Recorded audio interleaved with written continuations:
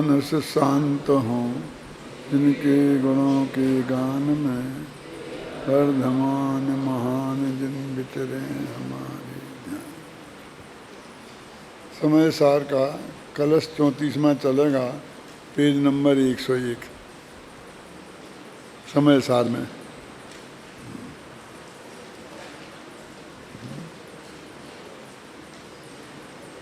तो इसमें है पेज नंबर 344 345।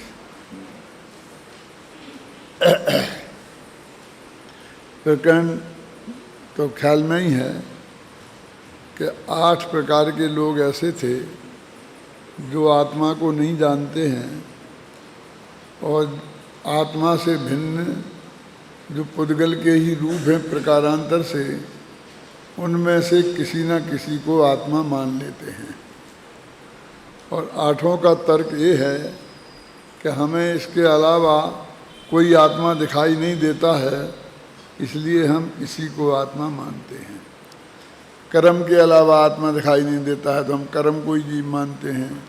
नो कर्म माने शरीर आदि, इनके अलावा हमें कोई जीव दिखाई नहीं देता है, इसलिए हम इनको ही जीव मानते हैं। ये 8 प्रकार के जो तर्क थे वो सब का एक ही था कि हमें अलग से दिखाई नहीं देता है, हमारे अनुभव में नहीं आता है, इसलिए हम इसको मानते हैं। और जिस तर्क से उनने अपनी बात रखी थी उसी तर्क से आचार्य देव ने उनकी बात को काटी कि तुम कहते हो कि हमें दिखाई नहीं देता है, तो तुम्हें आत्मा दिखाई नहीं दिया तो तुम चाहे जिसको आत्मा मान लोगे। वो कहते हमें तो साफ आत्मा इससे भिन्न दिखाई दे रहा है।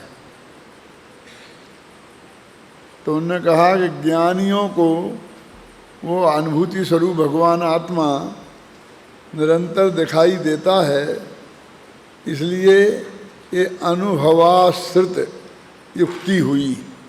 और आगम में तो लिखा ही है कि इनसे भिन्न भगवान आत्मा है। तो इस तरह आगम और युक्ति से दोनों से उनने ये सिद्ध किया कि ये भगवान आत्मा इन वर्णादि से लेकर और वो सब गुणस्थान पर्यंत जितने भाव हैं उनको यहाँ 8 भागों में बांटा है, वे आदीब नहीं हैं। ये सब बात कहने के बाद, तर्क व युक्ति से सिद्ध करने के बाद आचार्य देव प्रेरणा देने के लिए ये बात कहते हैं कि बहुत बातें हो गई, अब बातों से कुछ नहीं होगा, अब तो काम करो। तो उसके लिए ये 34वां कलश है, पढ़ो।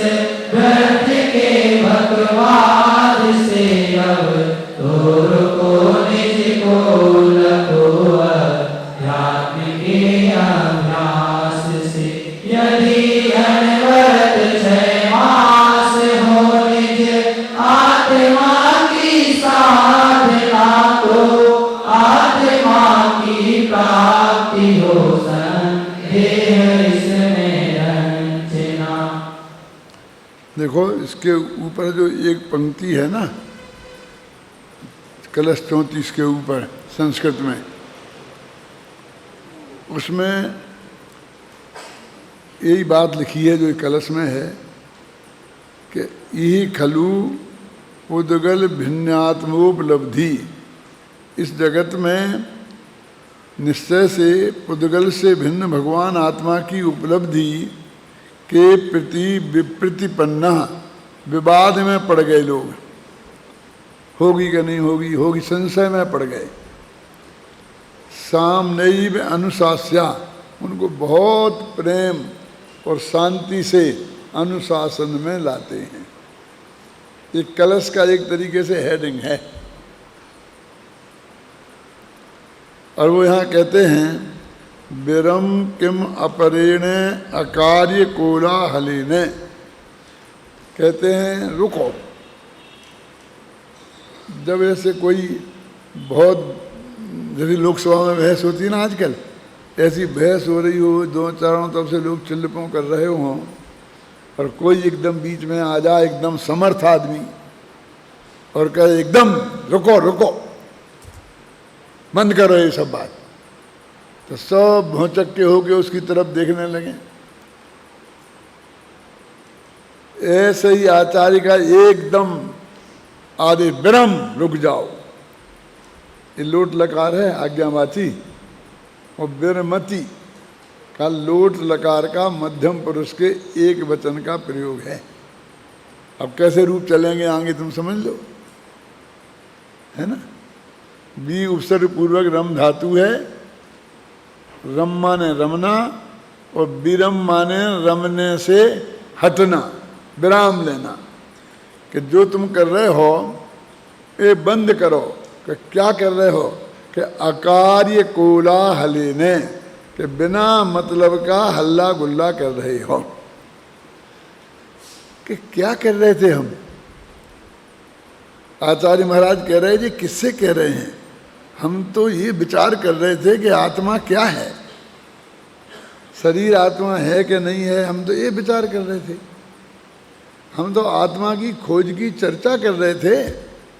ये जो हमने पहली गाथा से लेकर और ये अपनी जो गाथा आई 44 तक, उनमें और उनकी टीका में और कलशों में जो हमने बात की, उन सब को वे यहाँ अकार्य कोलाहल कह रहे हैं।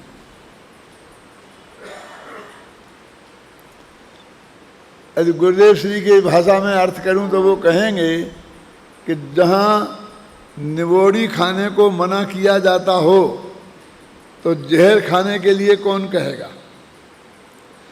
ऐसे ही इस तत्व चर्चा को जहाँ अकार्य का कोलाहल कहा जा रहा हो, तो फिर दुनियादारी की जो और विकथाएं हैं उनको धर्म कौन कहेगा, फिर धर्म चर्चा कौन कहेगा। कि नहीं साहब वो उन्हीं से कुछ बात कर रहे होंगे, लेकिन ये तो बात इस प्रकरण में कह रहे हैं ना। ये अकार्य कोलाहल क्या है, जो चर्चा वे स्वयं कर रहे थे, तो उसी को वे अकार्य कोलाहल कह रहे। गजब की बात तो ये है, जैसे कोई आदमी आपको 1 घंटे तक समझाए और आप अपनी बात पे जिद पे ही अड़े रहें और बिल्कुल समझने को तैयार नहीं हो, तो वो ही अथवा कोई दूसरा आचार्य आके कहे काय पर दिमाग खराब कर रहे हो, तो हटो, जाने दो, जाओ जाओ जाओ, तुम्हें दुख है सो करो। इन बेकार की बातों में हमारा समय नहीं है, तुम्हें समझना हो शांति से तो समझो। ये विनम्र शब्द में और अकार्य कोलाहले ने इस शब्द में इतनी बात भरी है, बिना मतलब का हल्ला गुल्ला, है ना। ये अपने इसमें अनुवाद किया, हे भव्य जन क्या लाभ है इस व्यर्थ के बकवाद से। व्यवहार नय को तो राजमल जी ने तो बकवादी कहा है। यही शब्द पढ़ा है मूल में उनकी पंचाध्यायी में। देखो अब तो रुको, निज को लखो, कि कैसे लखें निज को, कि अध्यात्म के अभ्यास से। विरम किम अपरेण अकार्य कोलाहलेन स्वयमपि निभृता सन पश्य क्षणमासमेकम, स्वयं निवृत्त होकर अपने आप तुम इस कोलाहल से निवृत्त हो जाओ, इस दुनियादारी से निवृत्त होकर क्षणमास मेकम पश्य, 1-6 महीना तक भगवान आत्मा को देखो, बस और कुछ नहीं, बस एक ही काम है मेरे का। श्रीमद के शब्दों में काम एक आत्मार्थ नो बीजो नहीं मन रोग। और कोई अपने माथे पे बोझा नहीं लेना, बस एक हमें आत्मा जानना है। एक सारे जगत से दृष्टि को हटाकर 6 महीने तक तुम इस आत्मा को जानने का प्रयास तो करो। देखा ना, पश्य क्षणमास मेकम, एकम माने आत्मा को, एक माने अध्यात्म माने आत्मा होता है। आपको कैसे होगा? एक माने तो एक होता है, जैसे ना कि जो रूमाल एक है, ऐसा एक होता है ना। एक रामधारी सिंह हिंदी साहित्य के बहुत बड़े विद्वान हो गए हैं, डॉक्टर रामधारी सिंह, नाम क्या बोला मैंने, नामवर सिंह। रामधारी दिनकर की बात नहीं कर रहा हूँ, वो अपभ्रंश के बहुत बड़े विद्वान हैं। नामवर सिंह छत्री हैं।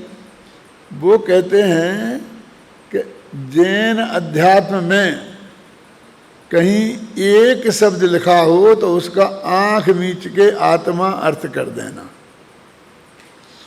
और अब तो तुमने नए चक्र के विशेषज्ञ हो गए लोग, तो इसमें आता ना एक और अनेक। ये आत्मा में द्रव्य क्षेत्र काल और भाव होता है ना, तो भाव की अपेक्षा आत्मा एक और अनेक है, गुणों की अपेक्षा। तो वहाँ भी अनंत गुणों का अखंड पिंड, उसको ये कहते हैं ना, वो आत्मा ही की बात है ना। एकम 6 महीना लगातार और संकल्प के विकल्पों को छोड़कर तुम अपने भगवान आत्मा को देखो। अभी ये 8 प्रकार के जो अज्ञानी की मान्यता बताई ना, और फिर उनका खंडन किया खुद नहीं। अब वे खुद ही कहते हैं, कहीं खंडन मंडन में क्या रखा है, छोड़ो इस बात को। अब कहते हृदय सरसी उद्गलात भिन्न धामनो, कि तेरे हृदय रूपी तालाब में उद्गल से भिन्न तेरा भगवान आत्मा स्वयं विराजमान है, कि तू उसे देख, कि मैं देखूंगा तो उसकी प्राप्ति हो जाएगी। कि क्या बात कर रहा है, क्यों नहीं होगी? जब आत्मा यहाँ है और तू उसे देखने की कोशिश करेगा तो वो दिखाई क्यों नहीं देगा? अवश्य ही दिखाई देगा। देखा नहीं, यदि अनवरत 6 मास हो निज आत्मा की साधना, तो आत्मा की प्राप्ति हो, संदेह इसमें रंजना। ये हूबहू उस छंद का पद्यानुवाद है हिंदी में, बिल्कुल सरल सुबोध भाषा में। बनारसी दास जी ने और एकदम हृदय में बात बैठ जाए इस तरकीब से इस तत्व को प्रस्तुत किया है। वो भावानुवाद है, ये छंदानुवाद है, भाषानुवाद है, मतलब समझे ना। पढ़ो, बहुत अच्छा है, पढ़ो बनारसी दास का, इसमें होगा।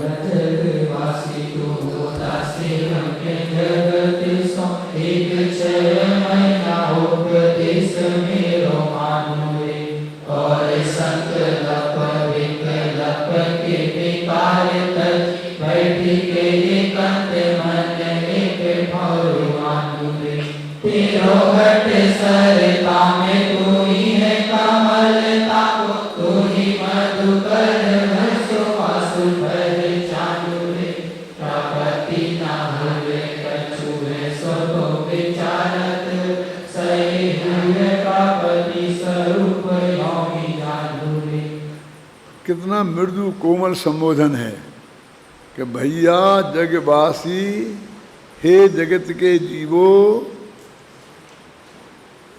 ये जो अपने हिंदी का बहुत मृदु संबोधन है, जिसकी बंबई में जाके दुर्दशा हो गई है, भैया भैया की। गुजरात का भाई है ना, हे भाई हे भाई, हिंदी का वो भैया है, बोलते हैं ना सब जगह। जो हिंदी एरिया से आते हैं वो बहुत अच्छी तरह जानते हैं भैया भैया भैया, बहुत प्रेम से। और वहाँ जाते हैं बम्बई में तो बेचारे जितने भी वो गए ना हिंदी भाषी, जो आपस में भैया भैया करके बोलते थे, वो उनको बेचारों को मजदूरी करनी पड़ी वहाँ जाकर। ज़्यादातर टैक्सियाँ चलाने लग गए वे लोग, और काम करने लग गए, सब्जी बेचने लग गए। तो वे भैया भैया बोलते ना आपस में, तो उन्होंने यूपी और बिहार के लोगों को भैया के नाम से संबोधित करना शुरू कर दिया, और भैया लोगों के विरुद्ध आंदोलन है क्या?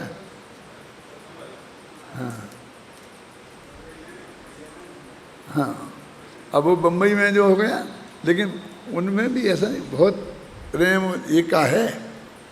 वो सब्जी वाला बैठा हो ना, और अपन जाएं और अपने की जो अपनी उस पर आ जाए, माने अपन अपनी लोक की भाषा में बोलने लग जाएं। और एक दफ़ा कहते हैं भैया क्या बात है, ये भाव बता रहे भैया है, तुम भैया हो? और फिर तो देखो है, फिर तुम उसके परमानेंट ग्राहक बन जाते हो, और वो तुम्हें बढ़िया से बढ़िया चीज़ देता है, सस्ती से सस्ती जो दे सकता है तुम्हें भाव देता है। उनमें ऐसा है।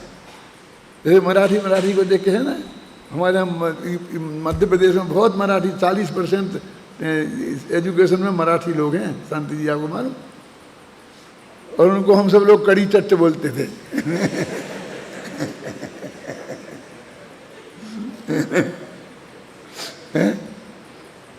उनके जो ग्रामीण भाषा के जो मीठे शब्द होते हैं, और जब वे आपस में बात करते हैं ना, तो उनका बहुत वात्सल्य भाव उसमें झलकता है। तो बनारसी दास जी ने भी उसी शब्द का प्रयोग किया है कि हे जगवासी, हे भाई भैया, तुम्हें बनी जी बहुत भैया भैया बोलते थे। उनके प्रवचनों में सैकड़ों दफे भैया शब्द आता था, समझे ना।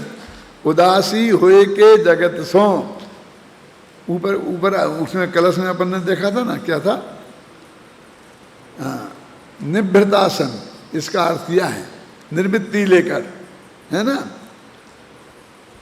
क्या उदासी होए के जगत सो, एक 6 महीना उपदेश मेरो मान ले। एक 6 महीना के लिए मेरी बात मान ले कि ठीक है हम मानने को तैयार हैं। बोलो क्या करना, अब बोलो हम आपकी बात मानने को तैयार हैं। मानो वो बिल्कुल तैयार हो गया है, तो वो आगे बताते हैं कि और संकल्प विकल्प के विकार तज। अब तुम ज़्यादा संकल्प विकल्प में मत पड़। वैसे शास्त्रीय भाषा में तो पर में एकत्व मत तो करते तो भोगते तो बुद्धि को संकल्प कहते हैं, और ज्ञेयों के लक्ष्य से ज्ञान में उठने वाली विकल्पों की तरंगों को विकल्प कहते हैं। लेकिन लोक में कहते हैं ना, उसके परिणाम तो संकल्प विकल्प में भर गए, एकदम घबरा हो गया है। तो दुनिया के और संकल्प विकल्प छोड़ करके बैठ के एकांत में बैठकर अपने मन को एक ठोर आन ले, एक जगह लगा दे। अब एक जगह लगा दे मैंने कहा, कहीं एक जगह लगा दे, दीवार पे लगा दे, इस पे लगा दे, इस पे लगा दे, अनंत भगवान की मूर्ति पे लगा दे। क्यों एक ठोर माने? अभी बताया था ना कि कहीं अध्यात्म में एक आवे तो उसका अर्थ है आंख मीच के आत्मा करना। माने एक ठोर माने आत्मा की तरफ ले आ। अब ये अलंकार है कि तेरो घट सर, मूल में भी हृदय सरसिया है ना, कि तेरा घट माने इस शरीर को भी घट बोलते हैं ना। तो तेरा ये शरीर है, ये तो हुआ तालाब,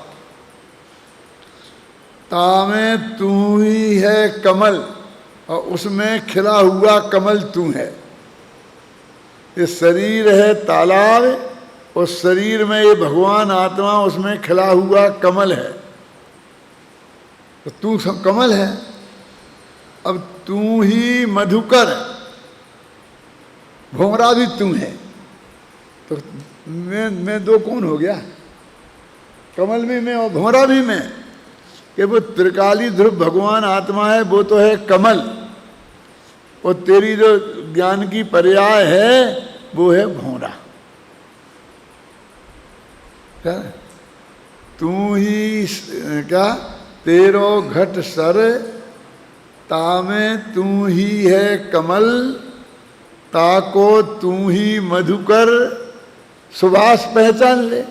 उस कमल की सुभाष को जैसे वो भौरा पहचान लेता है ना, ऐसे ही अपने भगवान आत्मा रूपी कमल की सुभाष को तुम अपने उपयोग रूपी भौरे से कह के वो पहचान ले। वैसे क्या होता है, जब वो भौरा उस कमल की गंध को अच्छी तरह पहचान लेता है और वो उसे बहुत आनंददायक लगती है, तो मालूम वो अपना सब कुछ भूलकर उस कमल के फूल पर बैठ जाता है और उसके गंध लेता है, मस्त रहता है और सारे विकल्प छोड़कर। अब शास्त्र में ऐसा आता है, वो राजा भोज के बारे में आता है, तो वहाँ पर उनका एक बहुत बढ़िया श्लोक आता है कि वो भौरा आया, कमल पे बैठा था, तो कमल शाम को सूरज अस्त होता है तो धीरे धीरे धीरे बंद हो जाता है, तो सुबह सूरज उगता है तो फिर खुलता है। वो कमल का फूल ऐसा नहीं कि एक दिन में मुरझा जाए, कई दिन तक रहता है, और रोजाना बंद होता है रात को और दिन को खुल जाता है। उसे क्या बोलते हैं, कमल। और एक होता है कुमुद, नाम सुना? कुमुद क्या होता है कि दिन को बंद हो जाता है और रात जब चांदनी रात होती है ना और चंद्रमा उगता है तो वो खुलता है। जो रात्रि में खिले वे हैं कुमुद, कमल का ही एक भेद है, और दिन में खिले वे हैं कमल। अब वो भौरा उस कमल पे बैठ गया, अब वो कमल बंद हो गया, अब उसमें बंद हो गया वो अंदर। वो कहते हैं कि भौरे में इतनी ताकत होती है कि लकड़ी की ऐसी इतनी मोटी दीवार हो ना, तो इस तरफ से वो निकल के छेद करके उस तरफ से निकल जाएगा। वो ऐसा आरा सा चलता है उसको कि एकदम बराबर लकड़ी करते करते करते छेद हो जाता है पूरा। इतनी मोटी दीवार को छेद करके निकल सकता है। और कमल की पाखुड़ी कितनी मुलायम, कितनी कमजोर है, लेकिन वो उसमें से नहीं निकल सकता।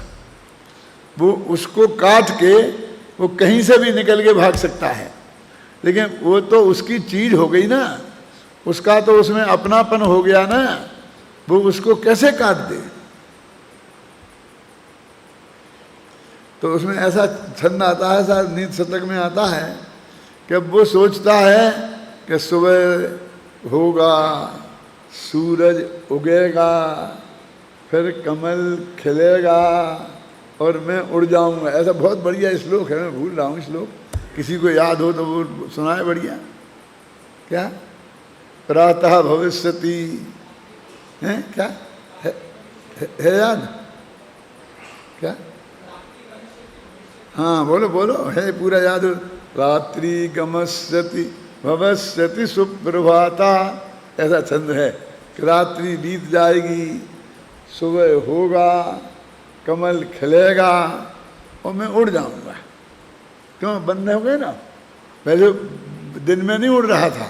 हो सकता है सुबह जब कमल खिल जाए तो फिर ना उड़े क्या शाम को जब बंद होने लगेगा तब उड़ जाऊंगा। उसमें ऐसा लिखा कि बंद होने लगता है ना तो अभी उड़ जाता हूं, अभी तो इतना बड़ा छेद है, अभी उड़ जाता हूं, अभी तो इतना है, मैं तो इतने से निकल जाऊंगा, अभी उड़ जाता हूं। ऐसे करते करते मैं वो कमल बंद हो जाता। फिर आता है कि वो गजनी हस्तनी आई और उसने ऐसा लिया और उस कमल को खा गई।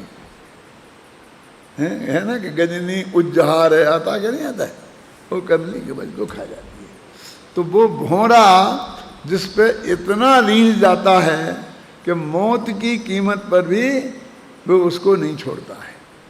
तो तुम अपना त्रिकालीन भगवान आत्मा पर ऐसे रीझ जाओ कि सारी जगत की कोई चीज तुम्हें वहाँ से हटने के लिए आकर्षित ना कर सके, बाध्य ना कर सके। ऐसी बात लिखा ना, तेरो घट सरता में तू ही है कमल, ताको तू ही मधुकर हुए सुवास पहचान ले।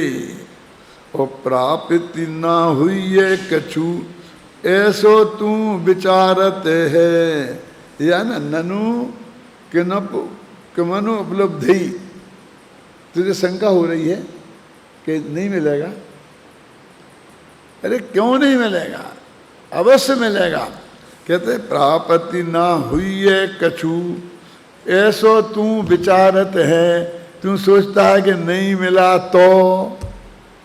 अब इस तेरे तो का हम क्या जवाब दें। सही हुई ये प्राप्ति स्वरूप यों ही जान ले। अरे अवश्य होगी प्राप्ति, ये बात बिल्कुल सही है। काय की गारंटी नहीं हुई तो? क्यों तुम हमें बता रहे हो और हम सब धंधा पानी बंद करके, दुकानदारी बंद करके, नौकरी से छुट्टी लेकर, क्यों हम 6 महीना बैठे जाते हैं और तुम जैसा कहोगे हम वैसा करेंगे। लेकिन अब गारंटी तुम्हारी है ना कि वो हमें प्राप्ति फिर अवश्य होगी कि हाँ हमारी गारंटी है। और नहीं हुई तो फिर क्या करता है? तो हमारी जान ले लेना और क्या करेगा, क्या करेंगे? तुम नहीं हुई तो कह के हमसे क्या कहलाना चाहता है? ऐसी हमें धमकी देता है कि हमने ऐसा किया और भगवान आत्मा की उपलब्धि हमें नहीं हुई तो क्या? तू तो कह के क्या कहना चाहता है?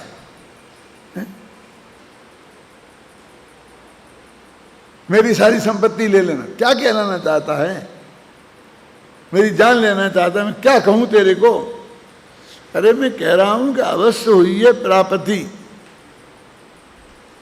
शर्त लगा लो कि भैया हम शर्त नहीं लगाते, जुआ नहीं खेलते, हम बता रहे हैं ना कि अवश्य होगी प्राप्ति। कि गारंटी क्या है तुम तो हमें ये बताओ, क्योंकि हम इसके लिए सब कुछ त्याग कर रहे हैं। दुकान 6 महीना बंद रहेगी तो 2 साल तक जमेगी नहीं, सब ग्राहक टूट जाएंगे। 6 महीना नौकरी पे नहीं गए तो 6 महीना वो काम कोई ना कोई करेगा ना, तो हमारी नौकरी छूट जाएगी, कोई दूसरा आदमी आके वहाँ जम जाएगा। तुमने तो कह दी कि बस करो, वो हुई है प्राप्ति। वो कहते भैया मेरी तरफ से गारंटी नहीं है, गारंटी वस्तु के स्वरूप की तरफ से है। क्योंकि स्वरूप यों ही जानू रे, ठीक है? वस्तु का स्वरूप ही ऐसा है कि अंदर में तेरा भगवान आत्मा विराजमान है और तू उधर को देखेगा और तेरी ज्ञान की ताकत में उसे देखने की ताकत है, और तू पूरा सारी तरफ से उपयोग हटाकर देखेगा तो क्यों नहीं दिखेगा? वो दिखने ही का नाम तो प्राप्ति होना है, और क्या है? कोई खरीदना थोड़ी है कि तेरे साथ आ जाए, 7 फेरे तेरे साथ पाड़े, कोई ऐसी तो कुछ है नहीं। सिर्फ तुझे उसे देखना है और तुझे अपने चित्त में ये निर्णय करना है कि ये मैं हूं, बस खत्म, हो गई प्राप्ति। इसके अलावा और क्या प्राप्ति होनी है? रोजाना अपने घर में नहीं देखते हैं, हमें पक्का भरोसा है कि मैं अभी घड़ी खोल के रख के आया हूं तो अपने सिरहाने एक पर्टिकुलर जगह पे रख के आया हूं, और रोजाना अभी मैं उतार के रखता हूं तो वहीं रखता हूं। क्यों? अब मैं कहूँ कि भैया के दिन जाना जरा मेरी घड़ी उठा लेना, मेरे सिरहाने है ना, अलमारी है ना, उधर रखी होगी। ठीक है, मैं जाता तो हूँ, और नहीं मिली तो? अरे जा तो एक दफे, ठीक है, मैं कह रहा हूँ ना, मैं आपकी आज्ञा मानने को तैयार हूँ ना, लेकिन आप बताओगे नहीं मिली तो? यदि कोई इस तरह से अड़ जाए तो आप क्या कहते हैं कि हिलता तो है नहीं, जाता तो है नहीं, तुझे नहीं मिले तो फिर कहना। हम यही तो कहते हैं ना लोक में कि नहीं मिले तो कहना कि फिर क्या करूँगा, फिर मैं इतना चक्कर काट गया हूँ, भाई मैं नहीं मिले तो आप तो कह दो कि नहीं मिली तो उधर देख ले। कहते हैं लोक में, तो झुंझला कर कहते हैं हम कि अरे भाई वहीं रख के आया हूँ, वहीं रोजाना रखता हूँ, अब भी रख के आया हूँ, तो क्यों नहीं मिलेगी? देखो हमें कितना कॉन्फिडेंस होता है, मैं बता रहा हूँ आपको, जबकि उसमें 50 चक्कर हो सकते हैं। हम खुद ही भूल गए हों, हमारे हाथ में से वो टूट गया हो कुछ उसका हिस्सा और वो कहीं निकल गई हो, और हमने जो कल रखी थी वो हमारी स्मृति में मैं रख के आया हूँ, ऐसा याद रह गया हो। ये सब हो सकती है क्या? नहीं। ये भी हो सकती हैं कि मैं वहाँ रख के आया हूँ और कोई दूसरा आदमी आया तो वहाँ से उठा के ले गया हो। कितनी कितनी बातें हो सकती हैं, हो सकती है ना। फिर भी उस आदमी को कितना कॉन्फिडेंस रहता है, फिर भी वो कहता है कि नहीं तू जाके देख वहाँ क्यों नहीं मिलेगी, वहीं रखी रहेगी, वहीं रखी। मैं कहता हूँ ना रखी है, मैं कहता हूँ ना रखी है। वे कहते हैं कि वस्तु का स्वरूप है, ये मेरी तरफ से नहीं है कि साहब तुम अग्नि पे हाथ रखना तो हाथ जल जाएगा, कि नहीं जला तो नहीं जला तो क्या तू स्टोव जलाना, जो भी क्या है, गैस चूल्हा जलाना और उसके ऊपर चाय रखना, 10 मिनट में चाय बन जाएगी, और नहीं बनी तो क्या करें बोले। ये माताएं बहनें रोजीना बहस करें कि वो कहे रोटी इस तरह सिक जाती है, वो पढ़ाने सिखाने वाली बताए चाय इस तरह बन जाती है। क्यों? 2 सीटी कुकर की 2 सीटी आ जाएं तो समझ लेना चावल पक गए, 3 सीटी आ जाएं तो समझ लेना दाल भी पक गई, और नहीं पकी तो क्या करें बोलो। तो क्या होता है इस जगत में? आप भी उसी कॉन्फिडेंस के साथ कहते हैं ना कि हम सारी जिंदगी से कर रहे हैं और रोजाना पक जाता है, और तेरे भाग से नहीं पके तो हम क्या करें? क्या आप गारंटी लो तो मैं करने को तैयार हूं। कि काहे की गारंटी? अरे गारंटी तो इस बात की है कि इतना गर्म पानी हो उसमें वो उबले तो पके ही पके। क्यों? ऐसे वो कहते हैं कि भगवान आत्मा अंदर विराजमान है। अब वहां तो नहीं हो सकता कोई चोरी करके ले गया हो, वहां तो नहीं हो सकता कि हम उसे कहीं भूल आए हों। ये सारी संभावनाएं नहीं है ना, वो यहां हमेशा मौजूद है। कहाँ मौजूद है? तालाब में। तालाब में एक कमल है, और कमल है तू ही है। तेरो घट सर तामे तू ही है कमल। कौन से कितना नए आ गए? एक वो अनूप चैता सद्बुद्ध व्यवहार नया आ गया, तेरा घट है, और तू ही वो कमल है, उसमें है भगवान आत्मा अंदर है ना। ये तो पक्की बात है ना। क्यों? महावीर जी अपने शरीर के भीतर ही आत्मा के असंख्यात प्रदेश और अनंत गुण है ना, इसमें कोई शंका है क्या? इतने दिनों तक अपन ने शास्त्र पढ़े और सब किया, तो मैं आपसे पूछता हूँ छाती पे हाथ रख के कि इसमें 1 सेकंड भी आपके चित्त में ये शंका हुई कभी कि इसमें आज शरीर में यदि आत्मा नहीं हुआ तो? किसी को नहीं हुई ना। यानी कितना पक्का भरोसा है। अब जब वो यहाँ है और जानने पर दिखाई दे जाता है कि इसका क्या प्रमाण है कि अनंत जीवों को आज तक दिखाई दे गया, नहीं तो वे मोक्ष कैसे जाते? अब इतने प्रमाण हैं, उनने देखा और उन्हें यहां भगवान आत्मा दिखाई दे गया। अब तू देख। कब मैंने देख लिया? 10 मिनट हो गए मुझे देखते देखते, मुझे तो दिखाई दिया नहीं। तो हमने तो तेरे से 6 महीना देखने की बात करी थी, और तू 10 मिनट में आ गया हमारे पास। हमें नहीं दिखाई देता, हमें नहीं दिखाई देता है? क्यों? हमने तो ये कहा था कि 1-6 महीना कहनो मेरो मान ले, और संकल्प और विकल्प के विकार तज अपनो मन एक ठौर आन ले। हमने तो ये कहा था। अब तू और संकल्प विकल्प में लग गया होगा, तो अब तू यही नहीं छोड़ रहा है कि नहीं मिला तो नहीं मिला तो। क्यों? तुमने कह दी कि नहीं मिलेगा तो। ऐसा होता है ना। देखो, पहले के ज़माने में राजा मर गया और उसने किसी को राज तिलक नहीं किया, उसके बच्चे थे नहीं, संतान कोई थी नहीं, तो ऐसा करते थे नगर के लोग कि राजा का जो हाथी होता था ना, उसको छोड़ते थे, और वो जिसको बैठा के लाता था वो उसे राजा बना देते थे। तो वो हाथी को छोड़ा गया। वो हाथी गया तो एक भिखारी को उसने सूंड से उठाया और अपने ऊपर बैठाया और लेके आया।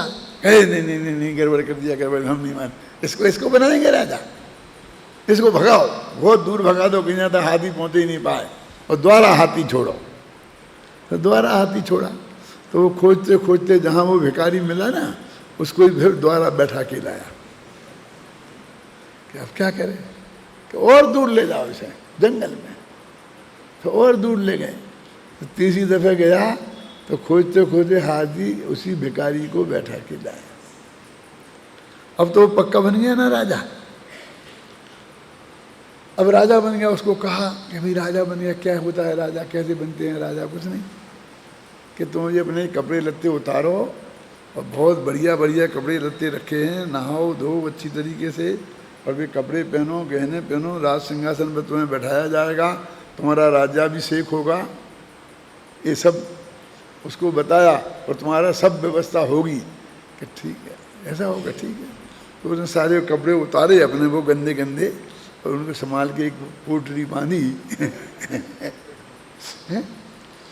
और वो पोटली बांध करके उसे लेकर के आँख में दाब के बोले चलो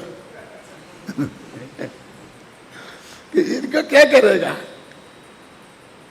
हम तुम्हें बढ़िया बढ़िया कपड़े पहनाएंगे, राज सिंहासन पे बैठाएंगे, तेरी सारी व्यवस्था होगी, नौकर चाकर लगे होंगे, तुम्हें पोटली को क्यों रखता है? तो वो कहता है भैया यदि तुमने नहीं बैठाया तो 2 दफे हाथी बैठा के लाया था और तुम पकड़ के हमें वहां छोड़ आए थे क्यों?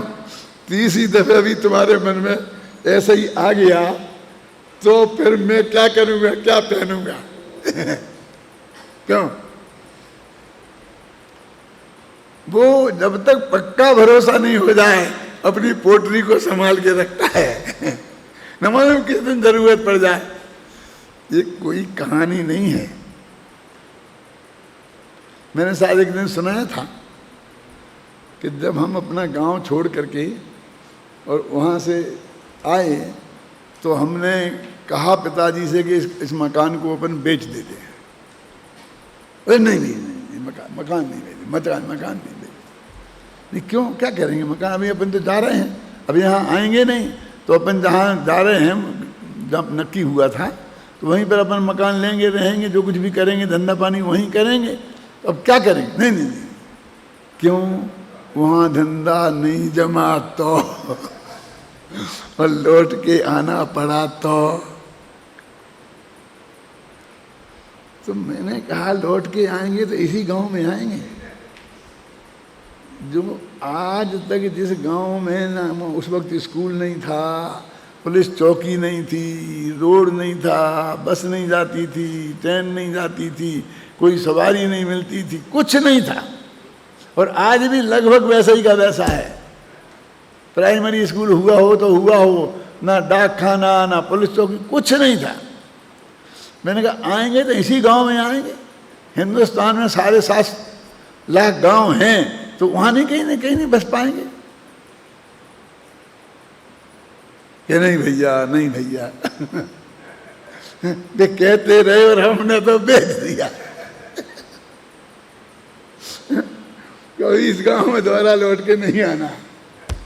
तो ऐसा ही होता है भाई साहब, अकेले वो तो कहानी है भिखारी की, तो सब छोटे बड़े भिखारी ऐसे ही हैं। देखो ना, ये नौकरी है तुम्हारी यहाँ, और उससे 10 गुनी अच्छी नौकरी मिलती है ना, तो अभी 6 महीने तक इस्तीफा नहीं देते हैं क्या? वहाँ जाके जम जाए, अच्छी हो जाए, पानी मानी लग जाए हैं, तो फिर छोड़ेंगी हैं, करते कि नहीं करते हैं? वो पुरानी चीज़ छोड़ने का भाव नहीं होता तो नई चीज़ हाथ आती नहीं है, क्योंकि चित्त विभक्त रहता है ना, संकल्प विकल्प चलते रहते हैं ना, यहाँ के वहाँ के, यहाँ के वहाँ के, यहाँ के वहाँ के, तो मन लगा के वहाँ जहाँ गया है वो काम भी नहीं कर सकता। असली वो पुरुषार्थी जीव कौन है कि जिस सीढ़ी पे से चढ़ के गया उसे तोड़ दे। क्यों? कि अब मुझे उतरना ही नहीं है, अब मैं तो और आगे चढ़ूंगा, इस सीढ़ी को रखूं क्यों? आप जानते हैं युद्ध के मैदान में क्या होता है, जो अपनी सेना जाती है ना लड़ने वाले। तो सबसे आगे मालूम कौन रहते हैं? नहीं मालूम? इंजीनियर। वे सड़क बनाते जाते हैं, वे रास्ता बनाते जाते हैं, समझे ना। और वो आगे उसके पीछे सेना उसके ऊपर आती है। आगे वे पुल बनाते हैं टेम्परेरी, और उसमें से नदी पार करती है सेना, और डॉक्टर भी साथ साथ चलते हैं सब। क्यों? कि वो कोई घायल हो जाएगा, कोई कुछ हो जाएगा तो मलहम पट्टी कौन करेगा, दवाई कौन देगा? दवाई का बक्सा लाद करके डॉक्टर साथ साथ चलते हैं और इंजीनियर आगे आगे चलते हैं। और अब यदि अपन को लौटना पड़ा, वहाँ से प्रेशर ज़्यादा पड़ा, अब आगे बढ़ते हैं तो मारे जाएंगे, तो इंजीनियर सबसे पीछे रहते हैं। यहाँ मरने को आगे और वहाँ पीछे, कि हम सेना निकलती जाए और तुम सड़क और पुल तोड़ते जाओ। अरे हमने बनाए हैं अभी और तोड़ते जाएं, कि हाँ, क्योंकि हमारा पीछा जो सेना करेगी हमें मारने को, उनको बनी बनाई सड़क मिल जाएगी और बने बनाए पुल मिल जाएंगे, तो हमें मार डालेगी। तुम तोड़ दो, कम से कम उन्हें बढ़ने के लिए फिर अपनी नई सड़क तो बनानी पड़े, नया पुल तो बनाना पड़े। कितने में तो अपन न मालूम कहाँ के कहाँ पहुँच जाएंगे। जाते वक्त आगे और लौटते वक्त पीछे, आगे भी गोलियां खाने को और लौटते वक्त भी पीछे रहकर गोलियां खाने को। माने जिस सड़क को हमने बनाया है, अब वो सड़क हमें तोड़ देना, हमको पीछे नहीं हटना। वो कहते तेरा भगवान आत्मा है, तू उधर जाना, तुझे अनंत अतीन्द्रिय आनंद की प्राप्ति होगी, अनंत सुख की प्राप्ति होगी। हैं? ठीक है जाता हूँ, लेकिन जरा बाल बच्चों को तुम संभाल के रखना, एक घर को ठीक रखना। हैं? पड़ोसी को समझा के जाता, भैया तुम ध्यान रखना मेरे घर का। क्यों? अरे अब तुझे लौट के इधर आना है क्या? तुझे वो मिल जाएगा, और नहीं मिला तो कहते देखो, प्राप्ति ना हुई है कछु, ऐसो तू विचार तू है, सही हुई है प्राप्ति स्वरूप यूं ही जान ले। गारंटी है किसकी तरफ से? वस्तु के स्वरूप की तरफ से गारंटी है। अंदर भगवान आत्मा विराजमान है, ये परम सत्य है। तेरी ज्ञान की पर्याय में ये ताकत है कि उसको जान सकता है, ये परम सत्य है। श्रद्धा की पर्याय में ये ताकत है कि उसमें अपनापन स्थापित कर ले, ये परम सत्य है। अब तू काय के संकल्प विकल्प में पड़ा है? अब जाता क्यों नहीं है? देखो, बनारसी दास ने तो लिखा है, और जयचंद जी छाबड़ा थोड़ा और आपको आश्वासन देते हैं, आगे पढ़ो, कि 6 महीना तो बहुत लंबा कोर्स होता है। क्यों? 6 महीना में आत्मा का अनुभव होगा, इतना हमारे बस की नहीं है, इतना हम नहीं दे सकते हैं। कि तूने 30 वर्ष की रोटियों के लिए 30 वर्ष दिए हैं बेटे। कोई डॉक्टर बनता है, कलेक्टर बनता है, समझे ना, तो उसे 30 वर्ष लगते हैं। पहले डॉक्टर बने, पढ़े, कौन सी क्लास पास हो गए, फिर उसमें भर्ती हो गए, फिर 5 साल पढ़े, फिर MD करे, फिर वो क्या कहते हैं, क्या करना पड़ता है, हाउस है ना, वो प्रैक्टिस करनी पड़ती है, रात भर की ड्यूटी देनी पड़ती है। फिर 3 साल, फिर वे कहते हैं कि 3 साल तुम गांव में जाके पहले करो, फिर तुम्हें हम शहर में आने देंगे। मालूम, जो लड़कियां डॉक्टर थीं, उनने अदालत में जाकर के ये कहा कि ऐसे हम जाकर के पढ़ा के तैयार होंगे तो ये 25, 27, 28 वर्ष की हो जाएंगी, फिर 3 साल जाके गांव में रहेंगी।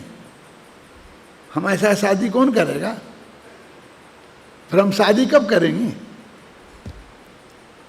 ये नहीं हो सकता, ऐसा गवर्नमेंट से कहा। 60 साल की जिंदगी के लिए 30 साल की पढ़ाई, और यहाँ अनंत काल तक के अनंत सुख के लिए 6 महीना का बता रहे हैं तो इसमें कहते बहुत होते हैं, 6 महीना तो बहुत होते हैं। क्यों?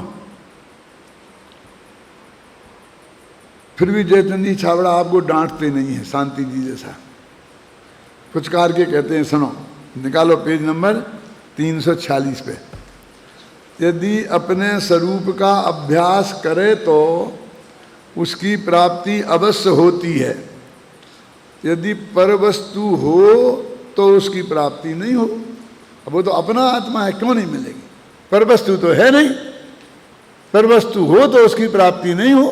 देखो, अपना स्वरूप तो विद्यमान है ना, किंतु उसे भूल रहा है। यदि सावधान होकर देखे तो अपने निकट ही है, बस तेरे देखने की देर है, वो तो है ही यहाँ। उसे मिलने और नहीं मिलने का क्या सवाल है, वो तो मिला ही मिला है।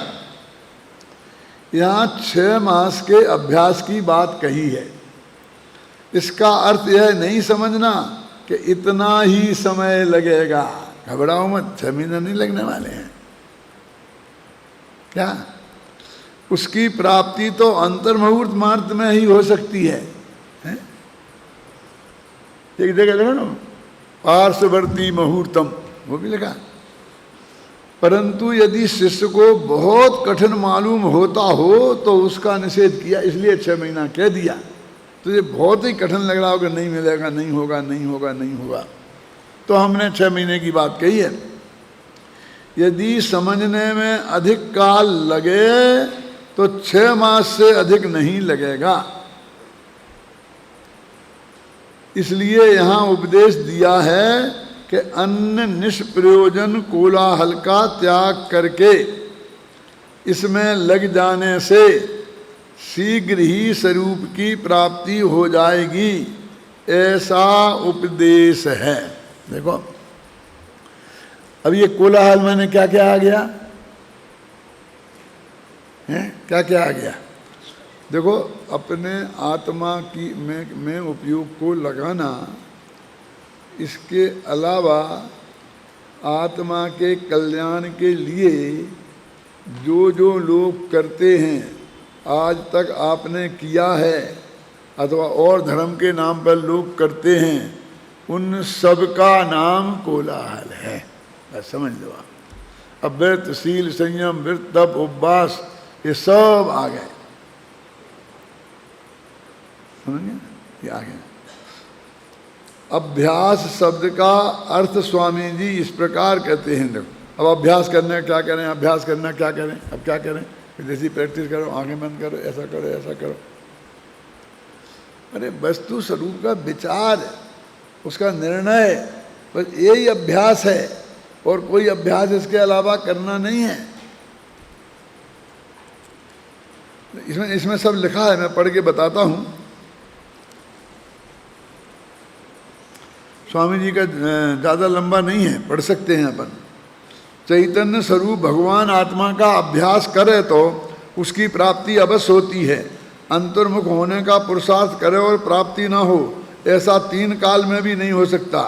यहाँ अभ्यास का अर्थ अकेला शास्त्रों को पढ़ना और सुनना मात्र नहीं है, किंतु अभ्यास अर्थात निःशुद्ध चैतन्य में एकाग्रता करने के पुरुषार्थ की बात है। भाई, तुम अपनी श्रद्धा में तो ले कि वस्तु ऐसी है, श्रद्धा में दूसरा कुछ लेगा तो आत्मा हाथ नहीं लगेगा, पुरुषार्थ अंदर की ओर नहीं ढलेगा। अब तो जगह ऐसा नहीं हो तो ऐसा कर लेंगे, ऐसा नहीं होगा तो ऐसा कर लेंगे। देखो, आपको गोल्ड मेडलिस्ट होना है, क्या पास होना है, बड़े से बड़ा उद्देश्य गोल्ड मेडलिस्ट होना, और छोटे से छोटा उद्देश्य पास होना। तो उसके सबसे बढ़िया एकमात्र उपाय क्या है? अध्ययन करना, है ना। अब कोई आदमी कहे कि नहीं, एक नहीं, बहुत है, अध्ययन करना तो है ही, फिर परीक्षा में नकल मारना भी है, आजकल बहुत चलती है, आपको पता नहीं है।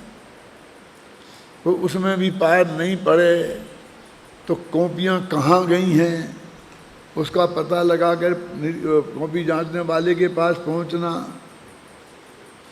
और वहाँ भी तुम्हें सफलता नहीं मिले तो वो रिजल्ट जहाँ पहुँचा देगा, तो वो जो रिजल्ट चढ़ाते हैं ना हमारे सीटों पर,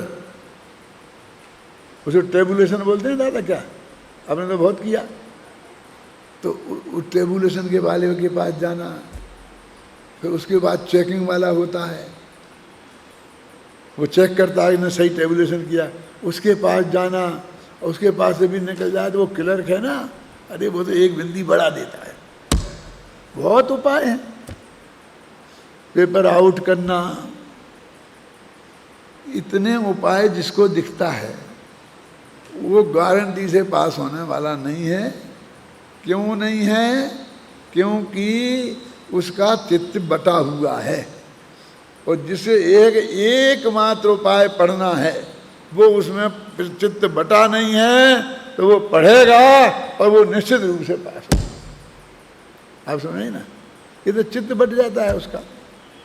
एक हमारे साथी निरीक्षक थे, अध्यापक, तो वो क्या करते थे, क्योंकि आजकल विद्यार्थियों को पकड़ लेना, उनकी कॉपी पे नोट लगा देना तो खतरा बोल लेना है, वे मारपीट जना वालों क्या क्या करेंगे, तो वो कुछ नहीं करते थे।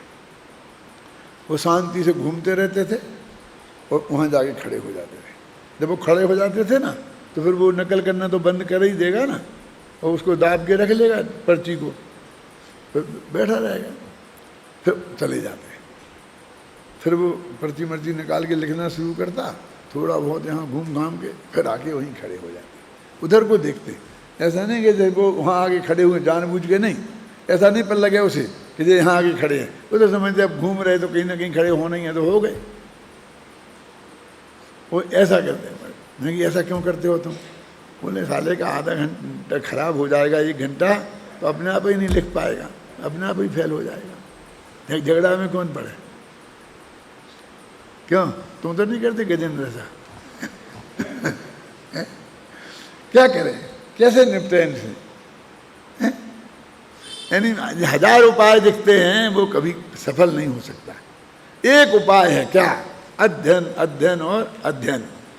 ऐसे ही एक उपाय है अपना भगवान आत्मा के अलावा मुझे और कुछ नहीं चाहिए, और उसी का अध्ययन मनन चिंतन जो भी समझ लो। अभी में सब लिखा है मैंने इसमें, इसलिए मैं अभी समय तो हो गया, तुम पढ़ लोगे घर पे कि मैं पढ़ के सुनाऊं? इसमें ये सब लिखा है कि 6 महीना तक तो आत्मा में रहेगा नहीं तुम। 6 महीना तो आत्मा में रह नहीं सकता है।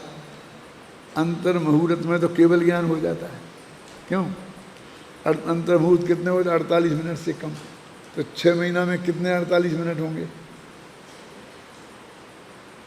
क्यों? तो इतने केवल ज्ञान हो जाएंगे। तो फिर 6 महीना में अभ्यास करने की बात क्या है? तो उसमें अध्ययन मनन चिंतन सत्समागम ये सब आ गया।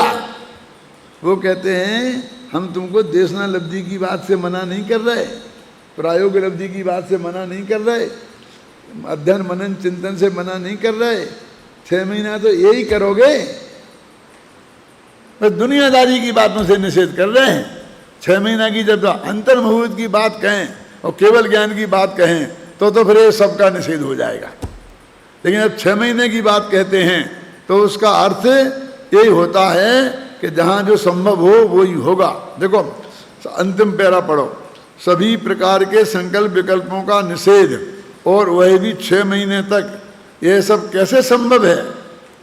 जैसा कि ऊपर कहा गया है कि संकल्प विकल्पों को पूर्णता अभाव करके यदि अंतर्मुहूर्त तक भी हो जावे तो केवल ज्ञान हो जाता है, और यहाँ 6 महीने तक करने की बात कह रहे हैं।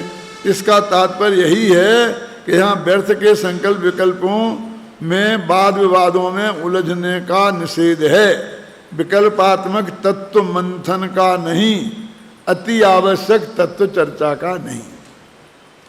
मैं आप से ये कहना चाहता हूँ कि आप जो लोग कर रहे हो वो 90% तो सही रास्ता है। यदि आप और अपने चित्त को नहीं भटका रहे हों, यदि 6 महीना तक की बात है तो यही होगा। एक उद्देश्य से ख्याल में आई ना, अब यही करके कौन सी नौकरी मिलेगी कि नहीं मिलेगी, इसमें करूँगा, इसके बाद में B.Ed कर लूँगा, इसके बाद ये कर लूँगा।